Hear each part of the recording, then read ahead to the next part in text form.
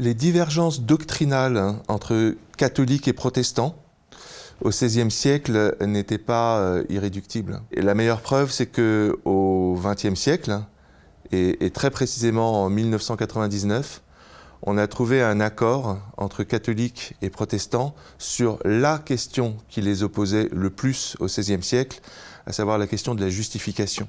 Les uns considéraient qu'on obtenait le salut que par la foi, c'était la thèse de Luther et de Calvin. Les autres considéraient que c'était les œuvres d'abord qui permettaient de gagner son paradis. Il y a eu beaucoup de débats au Concile de Trente sur ce sujet. Et finalement, on a compris que les deux avaient raison. C'est-à-dire que oui, sans la foi, il n'y a pas de salut. On ne peut pas obliger Dieu par les œuvres à accorder sa grâce. Donc il faut cette reconnaissance de la liberté infinie de Dieu. Et en même temps, si cette foi ne se traduit pas dans la participation à la vie de Dieu, au royaume de Dieu, alors la foi est vaine. Donc cet accord de consensus différencié, comme on l'a appelé au XXe siècle, a permis de comprendre qu'en réalité, les positions n'étaient pas irrémédiables. On pouvait trouver une réconciliation. Et au colloque de Poissy, en 1561, Catherine de Médicis a cherché à faire ce travail de réconciliation. Elle a fait venir Théodore de Bèze, le grand réformateur, Michel de l'Hôpital, plusieurs dizaines de personnes de part et d'autre. Et ils se sont concentrés sur un des thèmes qui faisait polémique à l'époque, qui était la question de l'Eucharistie.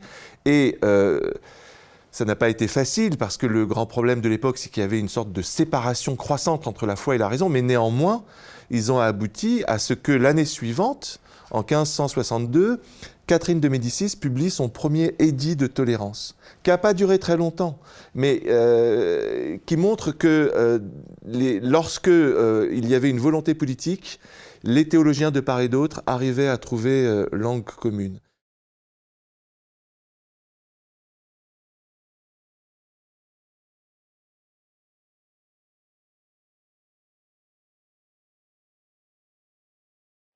Les guerres qui ont une dimension religieuse ne datent pas du XVIe siècle. Et malheureusement, la question juive, comme on dit pudiquement, elle est plus ancienne encore. Donc voilà, c'est plus ancien et c'est presque inhérent à l'anthropologie d'une certaine façon. Ce qu'il faut comprendre, c'est que ce n'est pas non plus un fatum. C'est-à-dire que lorsqu'on travaille sur la science écuménique, on comprend qu'il y a des structures fondamentales dans toutes les traditions religieuses, du bouddhisme au christianisme en passant par l'islam ou le judaïsme, à savoir d'un côté le transcendant et l'immanent, ce qui est visible et ce qui est au-delà du visible, et puis l'autre source de tension fondamentale en chaque être humain, c'est le rapport de l'identité à l'altérité. Voilà. Et toutes les traditions religieuses essayent de tenir ensemble ces quatre pôles. La science écuménique essaye de le faire en définissant une orthodoxie de la foi. L'orthodoxie de la foi, ça veut dire le gouvernail de la foi qui permet de tendre vers le bien commun et vers la paix, en unissant la foi et la raison. Il tient ensemble, sur un plan religieux, la juste louange et en même temps la mémoire fidèle, ainsi que la vérité droite au sens moral du terme, et la connaissance de justice. Sur un plan philosophique, c'est la même chose. La rationalité, pour qu'elle soit paisible et pour qu'elle soit juste, elle doit tenir ensemble la correspondance entre le réel et le rationnel, la stabilité dans le temps d'un concept, la cohérence entre ce qu'on fait et ce qu'on dit, et le consensus pour être capable de dire la même chose à plusieurs.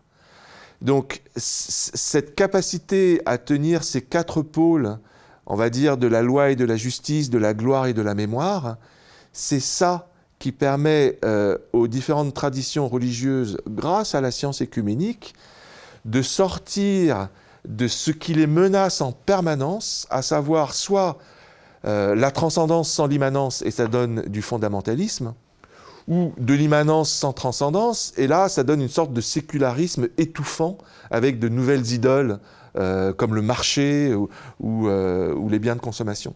Et donc ça aboutit à ce document extrêmement important signé en 2019 par le pape François et le sultan Al-Tayeb de la mosquée de Al-Azhar en Égypte sur la fraternité qui a fait tache d'huile, qui a été repris aussi dans le monde chiite et surtout qui a été repris par les Nations Unies qui ont fait du mois de février le mois de la fraternité des nations, des êtres humains. Donc ça veut dire que grâce à cette science écuménique, on peut se libérer de ces risques permanents de tensions extrêmement violentes entre les êtres humains à base religieuse.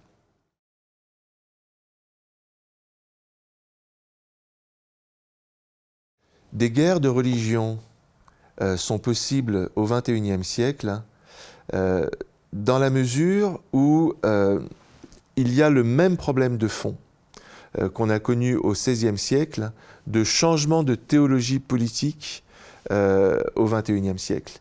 À l'époque, au XVIe siècle, il y avait Jean Bodin, en 1576, qui était un juriste consulte français, qui a écrit les 6 livres de la République, qui transférait du Dieu tout-puissant à l'État tout-puissant de la République la souveraineté absolue, qui était unique, indivisible, intransférable. Et donc ça remettait en cause le pouvoir de l'empereur, unique médiateur entre Dieu et les hommes, mais également le pouvoir du pape, unique représentant de Dieu sur la terre, lieutenant de Dieu sur la terre. Donc c'est ça qui était le sujet de fond de ce qu'on a appelé plus tard les guerres de religion, qui était en réalité un conflit de théologie politique. Aujourd'hui, on voit la même chose avec d'un côté la Russie qui rappelle le projet de l'Empire avec cette idée d'une symphonie entre le pouvoir du tsar qui a le pouvoir sur les corps et le pouvoir du patriarche qui a le pouvoir sur les âmes et qui ensemble forment ce qu'on appelait la symphonie byzantine. Et d'un autre côté, le modèle de l'État-nation qui a été développé en France en 1881 dans une conférence célèbre à la Sorbonne, « Qu'est-ce qu'une nation ?» par Ernest Renan, disant ce n'est pas la langue, ce n'est pas l'histoire, ce n'est pas la religion qui peuvent séparer une nation, parce qu'une nation est soudée par quelque chose de plus important, à savoir la conscience morale.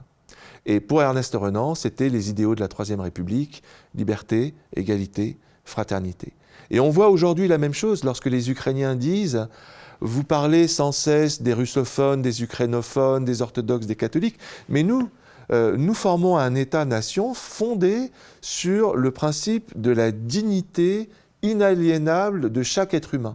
Et toutes les traditions religieuses, chrétiennes, juives et musulmanes, puisqu'il y a aussi des Tatars de Crimée, eh bien, nous sommes tous solidaires autour du fait qu'il y a un État-nation qui veut vivre ensemble autour des idéaux européens, et notamment français, de la justice, de la démocratie, de la solidarité, de la fraternité, de la dignité. Donc on est bien là dans un conflit de 2 théologies politiques, et comme on a pu l'expérimenter au XXe siècle, c'est un conflit qui peut être extrêmement violent. Et donc, fort des leçons de la culture européenne récente, il y a un devoir aujourd'hui d'objectiver ces guerres de religion du passé pour essayer de transformer ça en solution de paix.